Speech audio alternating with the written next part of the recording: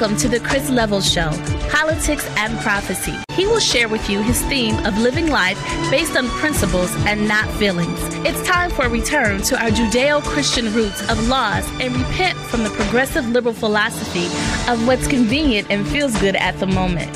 Join him as he uncovers and exposes the spiritual wickedness that is robbing us of our inheritance that Jesus Christ promised us as a nation if we are obedient to his ways. Here's the host of the show, Chris Levels. First thing I should tell you is that I am a former service member of the United States Navy. I served aboard a nuclear missile submarine, SSBN 624 Woodrow Wilson. My job was a electronics technician, and I was supposed to take coordinates from satellites, triangulation stations, and bathymetric points on the ocean and transmit those signals to the missile compartment to make sure that our missiles were aimed at Russia and not the United States. So I do have experience as far as being in the military. I know about being in close quarters with people, and I know about morale and how different things on a ship or a submarine or in the field can affect people. I remember what it was like to be young and the other young men and women that I served with. But as you can imagine, there were no females allowed on submarines, and that would have been a problem in itself when you're underneath the water for 3 months at the time. But if you can imagine, I wouldn't say that it was out of the realm of possibility that there were some young men that I served with that might have been practicing that lifestyle. But if there were, they hid it. It was never a problem, and it was no big deal. But I can honestly say that it wouldn't have been tolerated very well if we had known that an individual liked other men while we were on that submarine. So right now you have a big press on by the gay rights movement to include homosexuality as a viable and a lifestyle that can be lived openly, and in fact shut down any kind of intolerance to it. So this article is from David A. Noble, and he warns gays in military means advocacy, not just tolerant. Over 45 years ago, I was on a lecture circuit with Frank L. Kluckholm. He had just finished writing a book entitled The Naked Rise of Communism, 1962. Frank was an extraordinary gentleman whose career included being a correspondent for the New York Times, an advisor to the Secretary of Defense in the Truman administration, 1948, and holding a position in John Foster Dulles' State Department during the Eisenhower years. This is background material to an important point I want to make about our current policies regarding gays in the military. One of Frank's responsibilities in the Truman administration was to uncover and remove homosexuals from positions of influence in the Department of Defense for security reasons. It turns out that nearly all the major security risks, those who betrayed the United States to the Soviet Union, Communist China, etc., also had homosexual connections. It seems that spies and homosexuality went together like Mary and her little lamb. This was true not only in the U.S. but also in England. For example, several members of the secret society at Cambridge University, known as the Cambridge Apostles, did in fact turn on their own country to become Soviet spies, some of whom were known to be homosexuals. This list includes Guy Burgess, Donald McLean, Kim Philby, Michael Straight, Anthony Blunt, Leonard Long, John Asbury, among others. President Harry Truman is one man who condoned neither homosexual activity, sodomy, fisting, rimming, etc., nor communist spies in the U.S. government. He instructed both the State Department and Defense Department to identify homosexuals in government positions and dismiss them. My, how far we've come when we've got a cabinet, or our czars are full of them now. This is where Frank Kluckholm comes on the scene. This becomes his assignment. What I learned from him would make a great book in itself, but his death in 1970 in an auto accident makes this impossible. The one thing I distinctly remember Frank telling me about his job is the homosexual practice of colonization. Frank explained that after he would identify one homosexual, he would merely trace the person responsible for placing him in that particular department, and before long he would discover another homosexual. It seems that homosexuals would settle into a position and then use their position to hire fellow homosexuals into the same department, or even move them into a higher position until the department was completely colonized. Under President Truman, hundreds of homosexuals were removed from government departments because of their propensity for becoming Soviet Chinese spies and betraying their own country. How times have changed. A recent president, Bill Clinton, and our current president, Barack Obama, are brazenly pro-homosexual and are willing to do everything in their power to sodomize the finest military in all of human history. And this not for military reasons, but for social and political reasons. Interestingly, neither Clinton nor Obama served in the military, and Clinton somehow avoided the draft. Obama's administration is economically, socially, and politically in the corner of John Maynard Keynes, who was a member of the Cambridge Apostles and a flaming homosexual. His, quote, lover, unquote, Lytton Strachey referred to him as a liberal, a sodomite, an atheist, and a statistician. Keynes himself was heavily involved with Harry Dexter White of U.S. Treasury fame, a Soviet Chinese spy. Now it's 2010, and President Obama, a man steeped in radical left-wing politics and a kind of Students for a Democratic Society commander-in-chief, wants to allow open homosexuals in the United States military. Open homosexuality would have to include the GLBTQ gamut: gay, lesbian, bisexual, transgender, and queer. Lambda Legal and the ACLU will insist on it, and Senator Lieberman already proposed on March 8th a bill legalizing bisexual behavior in the U.S. military. Allowing gays in the military, therefore, is misleading.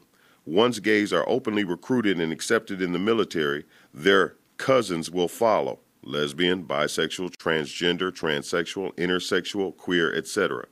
Such a scenario would even make Julius Caesar, who was bisexual, blush. Among soldiers, he was known as every woman's husband and every man's wife. Taylor Caldwell, A Pillar of Iron, page 697. The United States is currently involved in 2 wars. Is the president out to destroy our military? Can any thinking American wish to see an open, cross-dressing homosexual army general trying to gain the trust of his troops, or for that matter, the nation? Have we as a nation fallen so far that we need to apologize to Sodom? If the military becomes colonized, as the state and defense departments were once colonized, homosexuals will indeed end up being generals and admirals. Just imagine a quota system in place that required 10% of officers to be homosexual, similar to the demand that 10% of teachers and counselors in schools be gay to reflect the gay population. Although the truth is that less than 2% of the population is gay. But the heartache for Christians who believe that homosexuality is a sin, unnatural, immoral, unhealthy, and an insult to the God who made us male and female is that homosexuality will not just be tolerated in the military, but promoted at every turn. Military chaplains will be instructed to ignore Genesis 19 and Romans 1. Military officers will lose their position for speaking out against homosexuality. If you say you don't believe it could happen, you're living in a fool's paradise. Let's not forget that Obama appointed Kevin Jennings, a flaming homosexual, as his safe school czars. Talk about letting the fox into the chicken coop. What Jennings is keeping kids safe from is any criticism of homosexuality in the public schools, which are literally teaching it is a safe, natural, and moral lifestyle. Citizen Magazine, February 2010, page 7, carried a story by Karen England regarding an Alameda, California elementary school that was developing a K through 5th grade homosexual curriculum that parents would not be allowed to opt out of.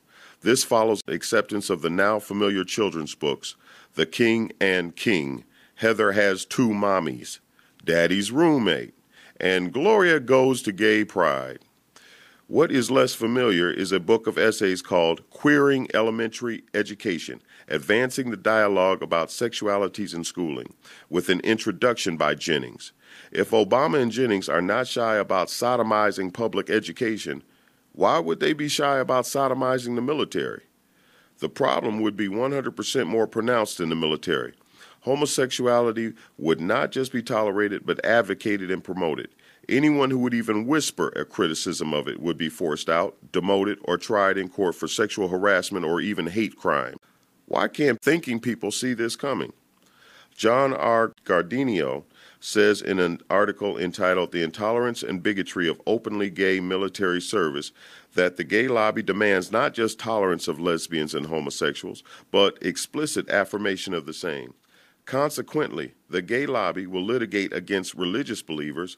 Kevin Jennings hates Christians, for example, and cultural traditionalists who do not acquiesce to its agenda. Gardiano also points out that the litigious nature of American society almost will require that these issues be fought out in the courts, where cultural traditionists and religious believers have very few allies. He concludes that, as a practical matter, the hierarchical nature of the military tends to suppress free thought and intellectual dissent. We don't really have to speculate about what this censorship will look like because it's already happening. 2 days after President Obama promised in his State of the Union address, January 27, 2010, to dump the Don't Ask, Don't Tell policy, the president of the Family Research Council, Tony Perkins, a former Marine, was disinvited to speak at a prayer luncheon at Andrews Air Force Base.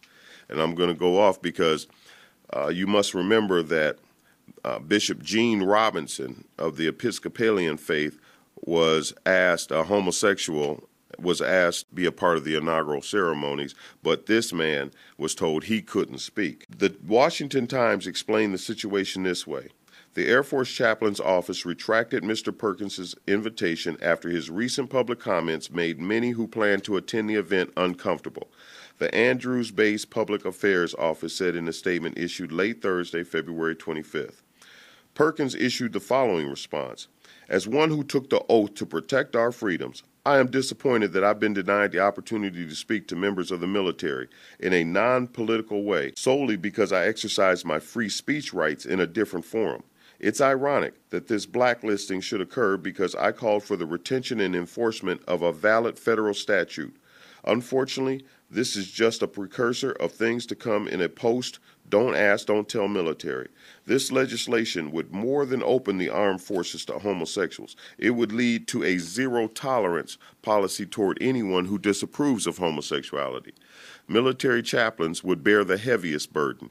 Would their sermons be censored to prevent them from preaching on biblical messages which describe homosexual conduct as a sin?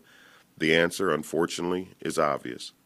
And we haven't even addressed the innumerable diseases the practice of homosexuality perpetuates, many of them unpronounceable, i.e. cryptosporidium, chlamydia, trachomatis, Ciardia, they're not kidding, these things are practically unpronounceable, Ciardia lamblia, Isopora belli, microsporit, oh my goodness, but deadly just the same. AIDS, gonorrhea, syphilis, and anal cancer come immediately to mind in a pronounceable category. It is said that an army's greatest enemy is disease. If this is true, how will overturning the current policy of Don't Ask, Don't Tell make our armed forces into healthier, better fighting unit? Nor have we yet addressed the issue of moral force. Like police officers and firefighters, those in military uniform represent a powerful moral force around the world. Americans abroad, including missionaries, would much rather be rescued by a U.S. military force than a United Nations force. Haitians who survived their massive earthquake would rather see the U.S. military on the ground than any UN force. We've heard stories of police officers and firefighters being forced to march in gay parades or lose their jobs. What's to prevent military personnel from being forced into similar situations? I believe the commandment of the Marine Corps hit the nail on the head in his address to Congress. My personal opinion is that unless we can strip away the emotion, the agendas, and the politics and ask whether we somehow enhance the war-fighting capabilities of the United States Marine Corps by allowing homosexuals to openly serve, then we haven't addressed this issue from the current perspective. I don't think the Gay Mafia, mostly anti-military, radical leftists who seek to use this issue to make their lifestyle respectable and saleable, has yet explained fully what open means in this context. In fact, their sexual practice can't be discussed in the open. The Bible designates them as abominable. Any television station that dared to broadcast such perversion would lose its license for doing it. Every civilization except Sparta, Sodom, and Gomorrah has recognized this and sought to marginalize such activity for fear of corrupting their youth and destroying the heterosexual community. Have we forgotten what happened to Socrates, or most recently the failings of the clergy relating to pederasty? Shame on you, Robert Gates. What our nation is asking for is its own demise. Shame on you, President Barack Obama, since Kevin Queering Elementary Education Jennings is already in charge of making our public schools safe for homosexuality. Why not appoint another czar just like him to be in charge of making the military safe for open sodomy? However, if you're really interested in the truth, a comprehensive poll conducted by the Military Times found that just 27% of military men and 17% of Marines favor open homosexuality within their ranks. It's not just religious believers and cultural traditionalists who are opposed to open homosexuality in the military. Whom the gods would destroy, they first make mad. Thank you, Euripides, for the commentary. We'll be back in a minute. This is the first time I'm going to do this in my videos, and that is I'm going to add an update. As I stated earlier, in 2010 is when I recorded that radio program that I'm basing this video on. A lot has changed in 7 years. A lot of things were accurate that were stated that we were going to see in the future with our military. We've had 7 years for the homosexual gay mafia to continue to impose their perverse attitudes and behaviors upon our society and our culture. In the military, we have seen massive changes. Homosexuality, witchcraft is the norm in the military now, while Christianity is being crucified. At the beginning of this video, we were talking about homosexuals and lesbians being allowed into the military. Well, we have far surpassed that, because they did in 2016 allow transsexuals to be in the military. And then when we finally got a man in the White House, he reinstituted the ban. And of course, people are going crazy. But what I find very interesting is, as I stated at the end of the video, 27% of military personnel believe that homosexuality should be able to be practiced in the open. After 7 years, now we've gone past homosexuality. Now they're taking polls on transgender policies.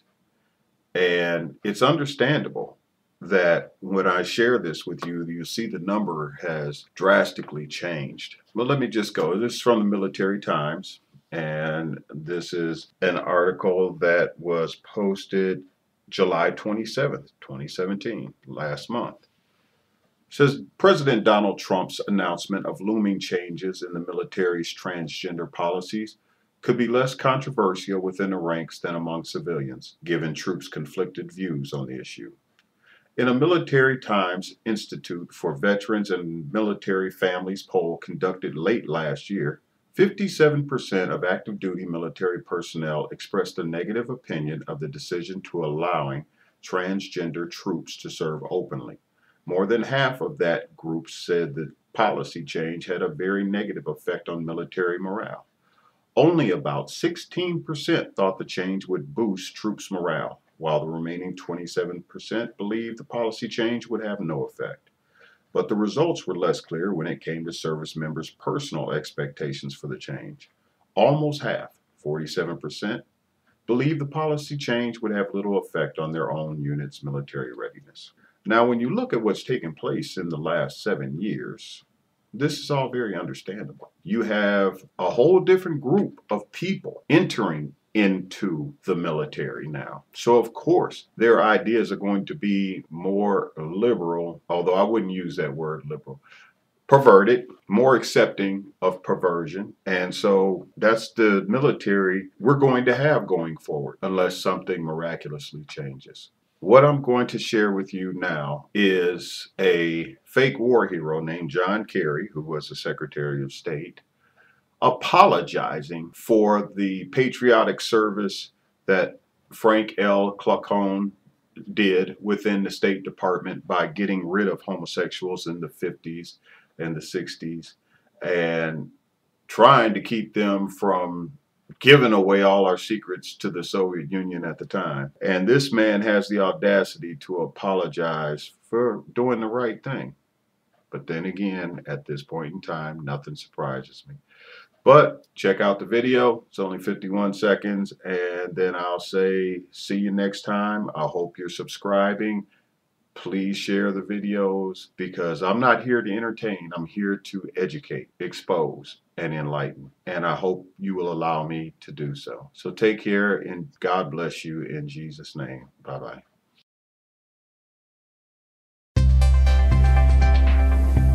United States Secretary of State John Kerry on Monday apologized to hundreds of State Department employees who were fired after the start of the Cold War for being gay in what is known as the Lavender Scare. Kerry added, "On behalf of the department, I apologize to those who were impacted by the practices of the past and reaffirm the department's steadfast commitment to diversity and inclusion for all our employees, including members of the LGBT community." United States Senator Ben Cardin said he intended to remedy this injustice by introducing legislation to acknowledge the Lavender Scare years and offer an apology on behalf of Congress as well.